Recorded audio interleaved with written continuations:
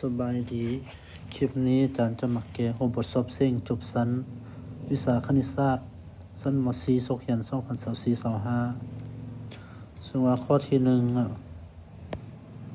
ค่าของอีกเทียให้สำนวนตัวนี้เราบอกกำหนดแม่นข้อได้สำนวนเทียให้เลขส่วนบวกกำหนดหมายความว่าพูดของมันจะเป็นศูนย์ดังนั้นมันจะมี2วิธีที่1คือ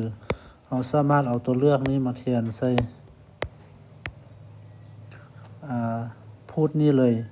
ถ้าว่าตัวเลือกได้แทนซะแล้วคิดอะไรออกมาออกศูนย์แสดงว่าแม่นข้อนั้นอีกวิธีหนึ่งก็คือเราต้องเอาพูดของมันนั้นไปเท่ากับศูนย์เนาะพูดตัวนี้อีกกำลัง2บวก3อีกลบ10เท่าศูนย์ดังนั้นอาจารย์จะใช้วิธีการเอาพูดไปเท่าศูนย์วิธีคิดไรคืออีกกำลัง2บวก3อีกลบ10เท่าศูนย์วันนี้เราสามารถแยกเป็นส่วนคูณได้จะได้เป็นอีกเราเปิดแบบนี้ก่อนก็ได้เนาะอีกเท่าศูนย์หมายความว่าเอาเลขย่างมาบวกกันแล้วเท่ากับ3เอาคูณกันแล้วเท่ากับลบ10ซึ่งจะแม่น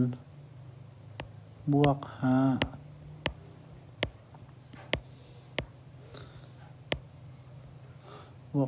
กับลบ2นะต่อไปเราก็เอาแต่ละส่วนคูณนี้ไปเท่าศูนย์ตัวที่1จะได้อีกบวก5เท่า0ตัวที่2อีกลบ2เท่า0